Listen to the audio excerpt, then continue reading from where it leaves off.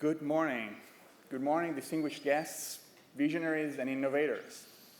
We are in the Museum of the Future in Dubai with Joe Lepore from Foresight-Institute Group, Ian Oliver Schwarz from Bavarian Foresight-Institute, and Billie from Ipsos Strategy. Our guests are ready. 45 minutes is all we have. What makes a futurist? This topic is searing hot. So to give everyone a voice, we will be using Mentimeter to receive your questions live during the panel. To participate, use the QR code you will see on screen. I will start with the context and the problem statement, and then I will introduce our guests properly, and we will kick off. This is the Dubai Future Forum 2024 at the crossroads where future meets imagination, design, and ambition. Right, the future. What do we make of the future? I want to open with a quote from Apology of the Future by Luca de Biase. Predicting the future is a gesture of power. Envisioning possible futures to enable informed decisions is an act of liberty. Forgetting the future is an unconditional surrender. Imagining the consequences of our everyday actions is a vital necessity. For individuals and communities alike, taking charge of writing their own future rather than leaving this responsibility to others is a choice that embodies the essence of civilization. End of quote. And the world of work takes notice. On LinkedIn, there are more than 44,000 people whose job title has the word future in it. But we as professionals struggle to build momentum and relevance in business, academia, and policy. Why? Well, we have three problem sets: culture, impact, and competency. Problem set one, culture. We have more than 15,000 people calling themselves futurists on LinkedIn, which are some 1,000 more than last year. Meanwhile, the Association of Professional Futurists counts 786 members, 150 more than last year, and the World Future Studies Federation is at 318, and many are members of both, and their figures include associations. There are thousands of people calling themselves futurists without having actual foresight education or experience. And no, a 3-day course doesn't count. Others use the word to identify an exercise in expertism, basically imagining the future from the vantage point of their competence. So veering towards futurism rather than foresight. And quoting Brian Alexander, futurist is the professional name non-professionals use around me. And just yesterday evening, someone came to me and said, "Oh, you're a futurist. In what field?" AI, quantum, education, implying that my expertise is in the future of, is knowing the future of X, not using the future. Problem set two, impact. This proliferation and identity confusion makes so that foresight professionals are not as commonly engaged by government institutions and business organizations as, say, economists. And it's easy to show that we have somewhere between 10,000 and 100,000 economists advising governments directly. Number of futurists, probably a fraction of a percentage point. Because of that, society is kept away from enjoying the dividends of a mature, systematic, and organic use of the future. At the same time, the lack of impact translates into the lack of work opportunities, with the result that we are starting to lose senior skilled professionals, like Alex Ferniani, and others to whom I spoke directly or indirectly, and also diluting our overall competence because of the flooding I mentioned above. Problem set three, competency. Last year, we agreed on this panel that the way to hold those who work at a higher level to a higher standard is credentials. However, this means that we can get to widely agree on a core set of principles and tools that structure academic training. We don't. You know who does? You got it. Economists. Google it. Marion Fourcade. Thank me later. We preach to work with uncertainty, but in most of professional development paths out there, there is little education to uncertainty. And I've seen checklist approaches to facilitation, checklist approaches to education, checklist approaches to processes. We do have a Foresight competency model, but that is a framework and not a North Star. It's a start of this effort. So culture, impact, competency. If it had been easy, we wouldn't have had our guests today. Jo Lepore, an ex-marketer turned to strategic foresight and philosophy. When she's not leading foresight globally for McDonald's, she's the host of the Looking Outside podcast.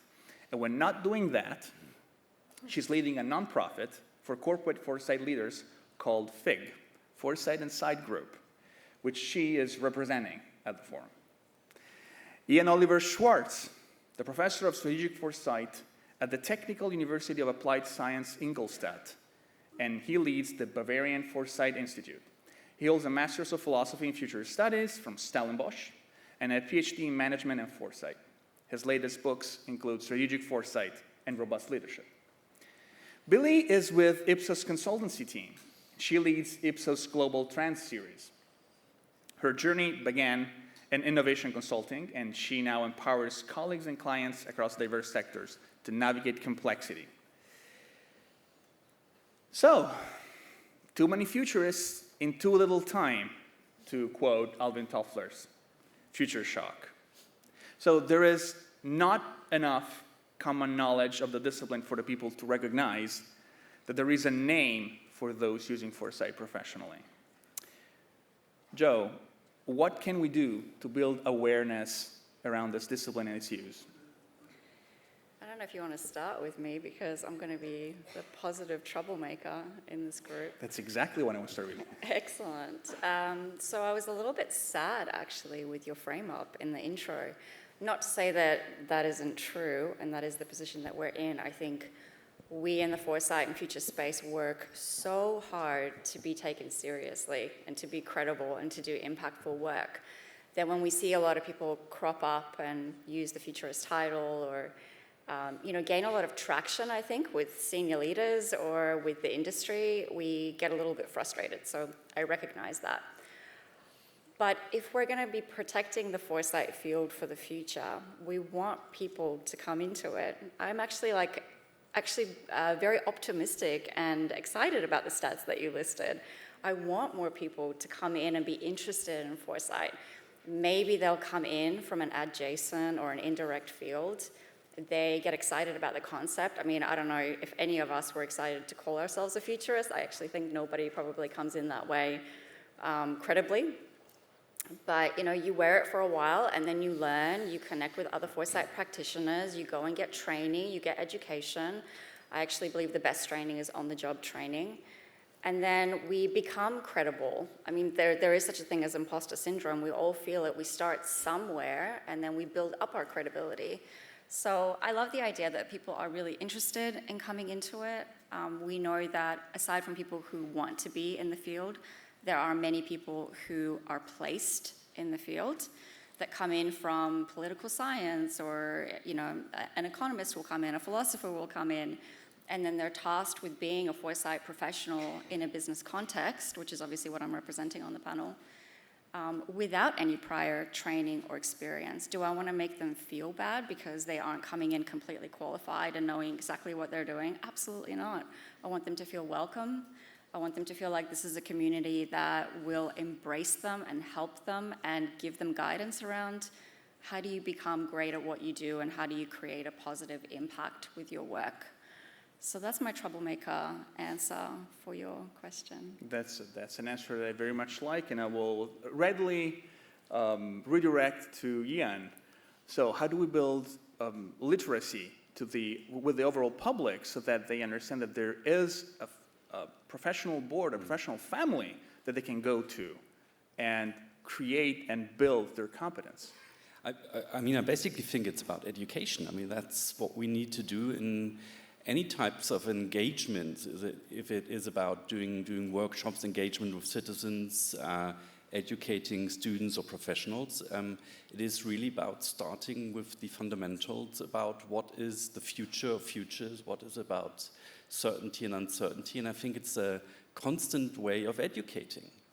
And I, for instance, when I enter a room, I'm aware of that. I right away disappoint people because I don't have a crystal ball, even though I'm a professor of strategic foresight or future studies.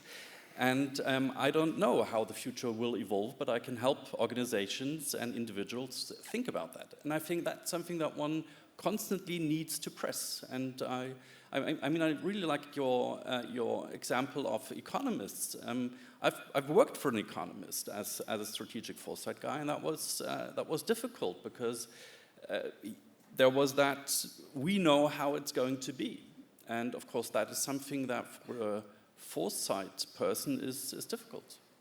And I think this is just a constant way of educating and hitting the same nail in a way, and making this clearer and clearer, and again pointing out that the future is open and that it's difficult to deal with, and that it requires a different mindset. Billie, what is the difference between futurists and foresight futurists? Is there a way to differentiate between the two of them? Do we have to work with to outline different products, different profiles, different skill sets? It's interesting. We've just, at Ipsos, we do a global study called the Global Trend Series that I lead, and we question the general public across 50 countries. We spoke to 50,000 people around the world this year, and we actually ran a parallel survey with the GFS, looking at futurists and seeing how they compare with the general public. And from that work, and we carefully chose the people that we wanted to take part in the survey based on their backgrounds, their job titles, their experience in the field. And we found from that survey that people come into the discipline from all different backgrounds. They have all different job titles, they're tackling things from different angles. But I think what's more interesting is looking at the differences between people who either call themselves futurists or foresight practitioners, or this field that we're talking about, that we're all here today at this conference to discuss, versus the general public, and looking at the disconnect between those two groups. And I think that's really important because we've heard over the last few days the importance of bringing people on the journey with us, be it leaders within our organizations or within the clients that we're working for, who might be scared of the word foresight or scared of the idea of the future. But it's so important for them to use that in their discipline, in their strategic direction. But not only that, in working with local communities and getting people and citizens on board. So I think the work that we've done at Ipsos recently to look at the disconnect and the similarities between foresight professionals and the general public can help us understand some of our blind spots. If we're to take people on a journey with us, we need to really step into their shoes and understand things from their point of view. So, sort of to challenge you back on that, I'm not sure if the word or the title futurist or foresight professional is quite a challenge, but I think we've got bigger challenges at play, like our disconnect between us and who we're doing this work for. I think we'll get to this again, maybe towards the end of the panel, where we're going to talk about competency and what draws individuals and the people at large to getting to the strategic foresight field, and if there's something that maybe gets you more approachable or leaning into the field rather than maybe an average, more common profile. So I want to move, as time goes, I want to move to the problem set 2 about impact. I think it's kind of related to what Billie just said, because us professionals, we can immediately tell apart futurism and foresight, and good foresight from unsuitable foresight. But the average client or stakeholder usually cannot. How can they assess if a foresight professional is doing good or appropriate foresight? I want to start with a troublemaker. Well, hopefully they have a foresight practitioner in their business who can help them to do that. Oh, that's not, no. That's the same story. I mean, experience, obviously, is the best way. You learn through your mistakes. We've all done terrible foresight projects that, looking back, we say, oh, that wasn't the right methodology, or I didn't set that up in the right way, or I didn't sell that through to my stakeholder in the right way. So I think it's really important that we continue to reflect on our own work and hold ourselves to a really high account. Of course, celebrate our wins and where we're doing well, but also, look back and say, and speak to people that we served with our foresight work to say, what didn't land with you, or what was too complex, or, did this actually go through into your action plans? Did you do anything with this? So learning through our past work, I think, is a really good way to do that. I also think that I've been kind of going back and forth on whether foresight or futures thinking or futures literacy is an innate skill, something that we have in us that just needs to be nurtured through time and through discipline and application. And I've been speaking to a lot of people during the forum, if you got that question from me. Thank you for your answer, because I think the clear alignment and consistency across everybody is yes, it's an innate thing that can be taught. So if we look at it that way, thinking about the future and being open, curious, bringing in different perspectives, connecting different dots, and then thinking about the right tool to apply that with is something that we can all do. That's kind of what we're saying. So then we just need the foundational knowledge and training to be able to know how do you bring that through and how do you apply that with the right kind of methodology. And again, like progress over perfection, right? Like we learn through our mistakes. So I don't believe in giving ourselves too much of a hard time that we haven't picked the exact right methodology, because at least you're doing foresight, and that's the most important thing. Joe, I very much like your answer, because you unknowingly started to answer to several of the questions that I'm seeing flowing on the Mentimeter, which I will spell out explicitly also for Ian and Bill to have an opportunity to answer. Here's 3 questions that connect to what we're doing right now. Futurist work is often said to deliver lukewarm outcomes that does not drive actions. Do you agree? If yes, is the fault in the futurist or the client? Yeah. Hold this thought for a second. Also, add to this, how do you validate your work and processes as futurists, all connected? And third of this, foresight is, no, it's not this one. Okay, well, I'll just go with these 2. Oh, no, here it is. How do you validate your work and processes as futurists?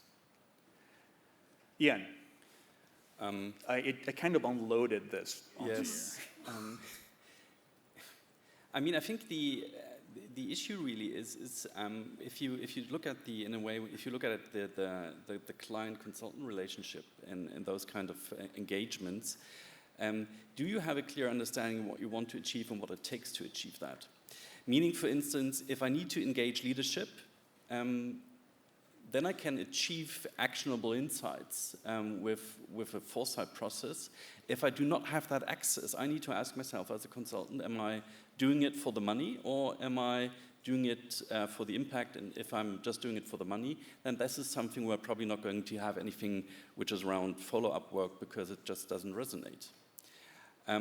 And I think then at the end of the day, if it comes to validating the processes or the approaches I choose, it's very much about am I able to move the needle with the client together in a foresight work, and I think that's the most important thing. Am I really able to achieve what have been asked for? And I think that's also being honest, saying, okay, if I'm just asked to deliver a report, And that might be it. And if there is no actionable insights on that, that is maybe because also the client wasn't asking for it, because then it's just that. This is, again, to the whole panel. Connecting to what we've had also from the audience. The Foresight competency model, framing, scanning, futuring, visioning, designing, adapting. I have a feeling that most of the general population and general clients that come to us as Foresight community, they believe that Foresight is only imagining futures, and then there's an applied part of Foresight that is doing something with those futures. Whereas we as a professional community should convey that Foresight is always applied. Good Foresight is always applied. Billie, what's your experience with this? Yeah, it's I always know if a project is going to land well or completely fail at the beginning when I ask my clients how engaged are their multiple stakeholders going to be in the process. And if they say to me, oh, it's going to be very hard to get access to X, Y, and Z, I know that project's going to be really hard to run and really hard to land on the end. One of my colleagues always used to say you've got to get people on the bus at the beginning so that they're still on the bus at the end, and I think that's really important. With Foresight, it's a journey that you do together with a client, you don't do to a client. And I think to connect impact to real business problems, you absolutely have to take that journey together. A question to the whole panel. What's the best way to engage organizations on Foresight? Who want to take this first? Not the troublemaker. Well, I think Billie actually said it. It's engagement. It's really engagement. It's as you said. It's a journey. And I think those project eyewitnesses, which went very well, is about engaging people from the beginning to the end. And that can be on different scales. Doesn't need to be that everybody is in all the workshops all the time, but that you have that level of engagement. And I think the project eyewitnesses that were complete failures where you at the end presented something to people that were not connected somehow to the project. So I think it's really about that level of engagement, and because that includes that level of educating people as well what Foresight work is actually about. Yeah, I completely... Joe, sorry. Go ahead. No, go ahead. I was going to say, I completely ahead, agree. Billie. I think there's a module of Foresight literacy at the start of every project. It's really important, particularly when you have stakeholders at different layers of the organization at different stages of that education in the space. I had a really good conversation with a client recently, and went really well, really good framing session, and then she said, okay, so we're going to talk to our stakeholders about predicting the future, and it was sort of like, okay, we need to reset here and start again.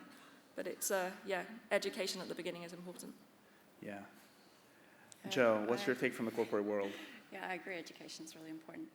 And getting access to the right stakeholders. So I don't think those things are incorrect. Obviously, my perspective is different because I've never worked agency side. I've always been inside of big brands and working from the inside. And obviously now through FIG, we were talking about this actually just yesterday, that when an agency delivers a Foresight output, we then, as Foresight practitioners inside that business, do 60% of the work to translate it, because that's the brief, and that's fine, because you are trying to create the link between not only what the project ambition was in investigating, researching a topic of the future or creating scenarios, but then pulling it through to a roadmap for the business. So how would we do this, and when should we do this, and who in the business should do this, and how much is it going to be worth?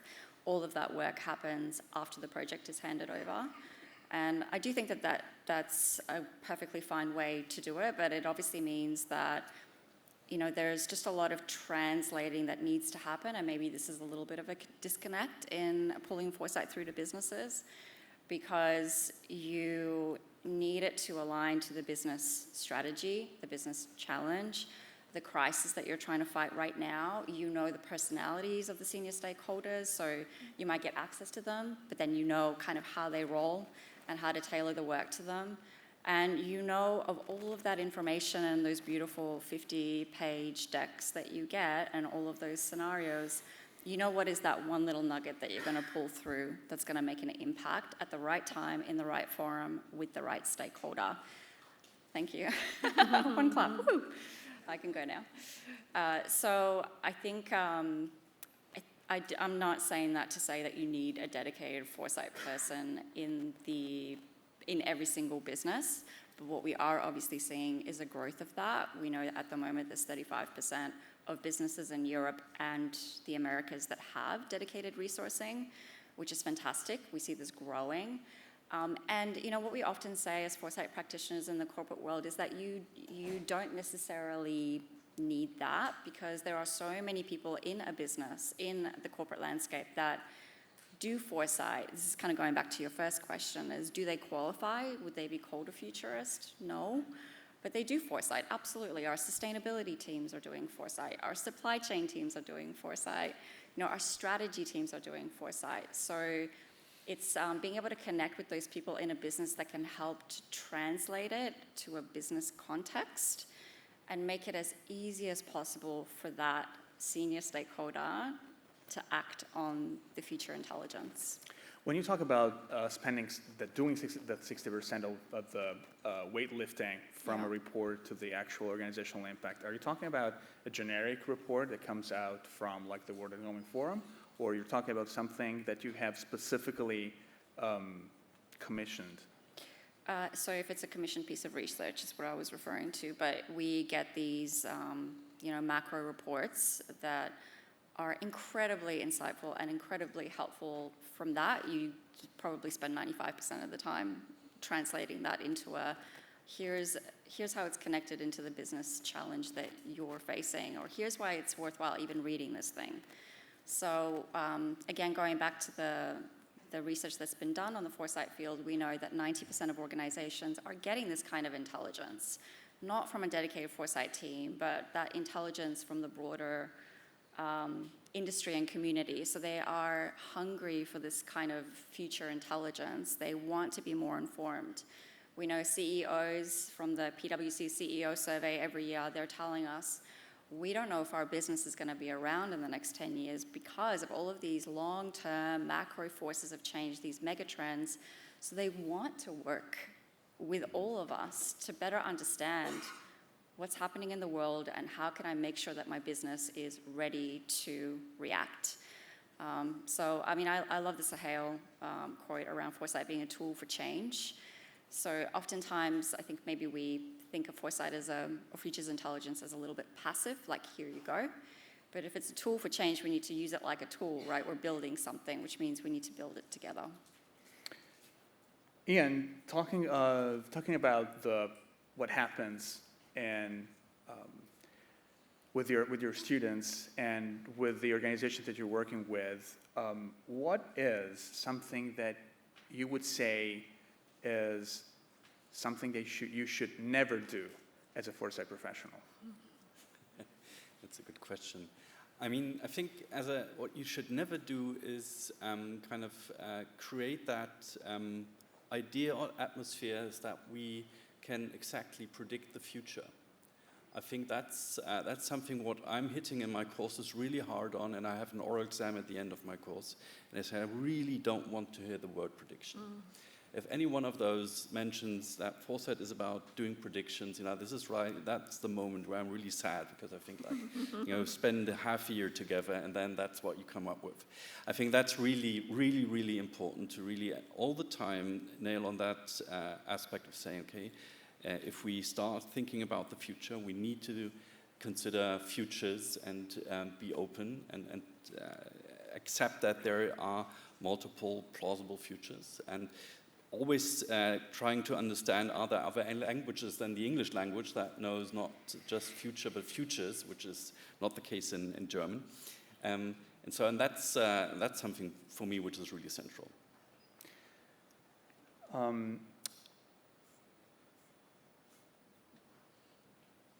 Billie, I'm reading from the questions that are flowing, and I can guarantee you there's a ton of them. So you're really making my life difficult, and I love it. Thank you. Keep doing it. It's amazing. We would have never been able to have this kind of engagement if we had a flying microphone going around. Billie, what's the worst thing of being in Foresight? Thanks for that one, whoever asked that question. I think it just goes back to what we were saying. It's having clients. I mean, in the last week, I've had clients ask me to predict the future, ask me to measure the future, tell me what the biggest future will be, and it's just frustrating. And I think it comes back to the point that we were talking about literacy, and I think that comes back to our educational systems. I was thinking about this a lot over the past few days because I've met some people from Teach the Future who are trying to get foresight education into the education system. And we obviously had a lot on some of the panel debates as well about the importance of educating children in this space. And it was making me think about the futures triangle and how our education system is very much founded on today and the past. But if we could just make sure that people from a very young age also think about the future, I think that would help with some of these challenges that we overcome. So yeah, that would be the worst thing. Can I answer that one? Yeah, go ahead. That's a fun one. I want to answer that. I think that sometimes we live in an ivory tower still, very much in the foresight field. And we're seen as being a little elitist, like only certain people are allowed to sit in this forum and only certain people know what's coming in the future or have all the knowledge. And I think we need to break that down. So it's not necessarily something that is common across everyone, but it's definitely something that I think we need to work on as a foresight function or field, or as a group of people who are doing something to benefit society, to benefit others, is making sure that we're not coming across as know-it-alls, basically. Yeah, well, I completely agree, also because the future is unknowable, so we do not know what's going to come in the future, and nobody does. And whoever says the contrary, they are probably tricking you into thinking they can. This, I think, speaks to the first point that we were making about literacy. How can we tell whether someone is doing good foresight or not so good foresight, or if they're doing foresight at all? So what should foresight education look like? And with this question, we're moving now into the third problem set about competency. Ian, I'm looking at you. I mean, that's what we at the Bavarian Foresight-Institute and the Technical University of Ingolstadt, what we kind of start doing in the first semester with our master students, is that we start about talking about what the future of futures is, what that means to think about that, why we as humans have numerous cognitive limitations that make it difficult for us to deal with all of that, or to recognize what is happening outside our periphery or our organization. So I think that's really the starting point about those two elements. Understanding how can we make sure that we reduce blind spots in terms of what's happening around us, and how can we, second point, create an open perspective and start thinking about multiple futures. And I usually do with my students a scenario planning project during the semester, and it's usually that wonderful journey of excitement, total chaos and frustration with all the different trends and the uncertainties, and then finally discovering that there is a way to structure this and get an idea what are multiple futures, and that you can actually get a hand on that. And I think that's in a way what is essential for me when it comes to educating foresight. It's really about understanding how can we reperceive reality, as Pierre Wack said it so nicely in one of his Shell articles, and how can we develop alternative pictures of the future. I think that's really the two essential parts for me. Yeah, and I want to insist a little bit with you, because one of the points of building competency is how do we weave in the concept of uncertainty and with it, creativity, imagination, and the concept of how you facilitate with work with people. Because again, as Joe's saying, we're not in the ivory tower. We're not expertists. We're not doing futurism. We're working towards foresight. How do we weave in this concept of uncertainty and creativity and imagination while having a way to measure foresight without destroying entirely this constructivist experience? I mean, I think it starts with, I think a nice way is, giving all the examples of predictions in the past. And that's, an exercise you could spend probably weeks on. It's good fun, right? Looking at what did experts like 30, 40 years ago say, for instance, will we have a personal computer at home? And experts saying, no, of course not.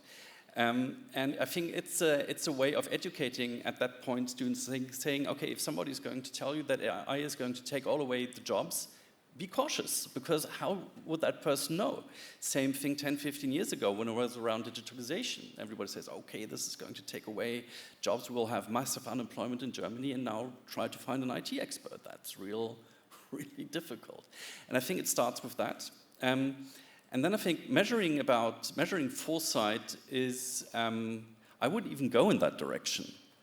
So I would say I will not be the one that you can come back to and say, okay, you said this and that in the scenarios. Say it's about the process.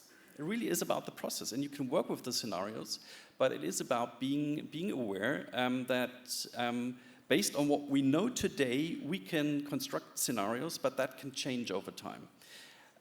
So it's, I think, really about the process and about how we develop within that process and how we work with the scenarios, but being aware, for instance, that this is something that can change and that then needs to be reevaluated and redone. But I think it's not really, I wouldn't even talk about measurement. Billie, you're in the business of quantitative stuff. Talk to me.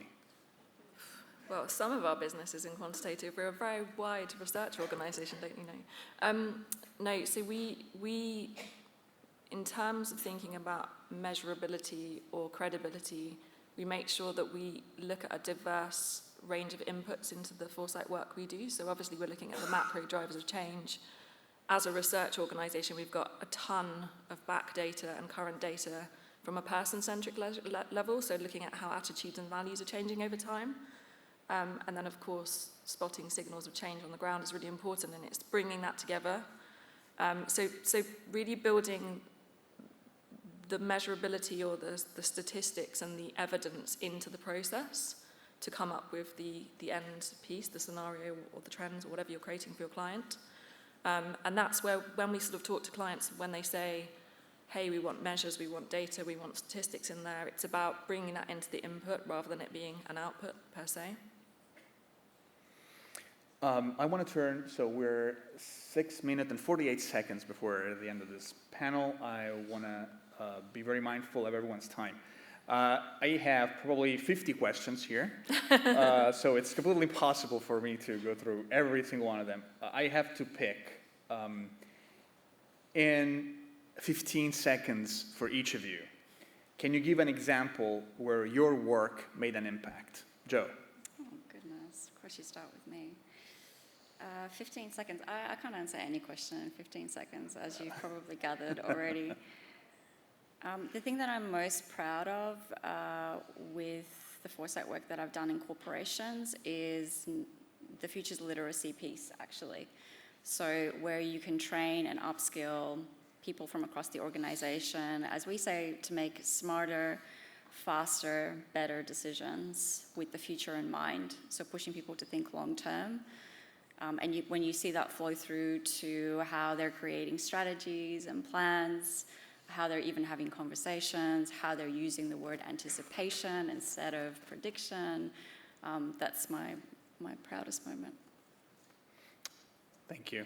Thank you for... Was that 15 seconds? Thank you for keeping it to a tweet. Okay. Thank you for keeping it to a tweet. Ian.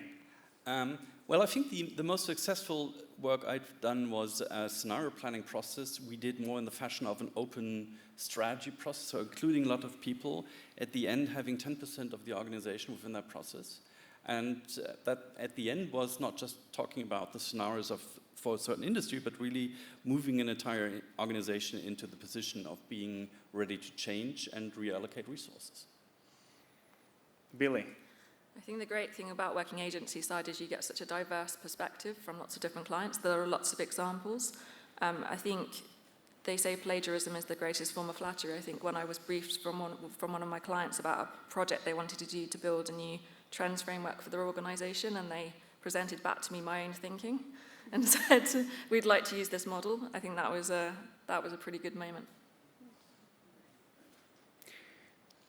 I want to move to a more personal dimension, looking at the present, at the past, and at the future of our foresight professionals to be.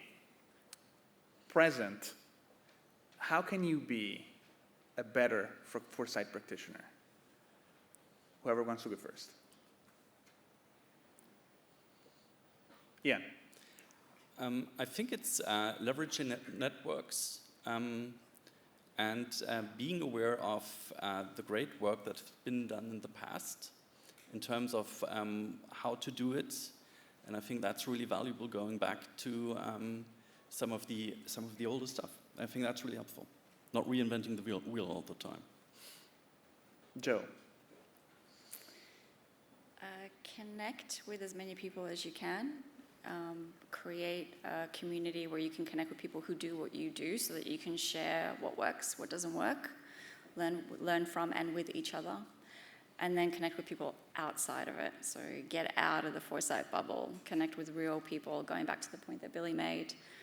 Understand how our views in foresight and futures differ from the everyday average person, because there is quite a gap there. I think never stop learning, stay curious, and always, to Joe's point, take a step outside of the challenge you're working in, the industry you're working in, look in from a different direction, because that can help uncover new ideas and new inspiration. Let me move to the past now. What advice would you give to your old self who was just starting in foresight? Then this is our top voted question from the audience.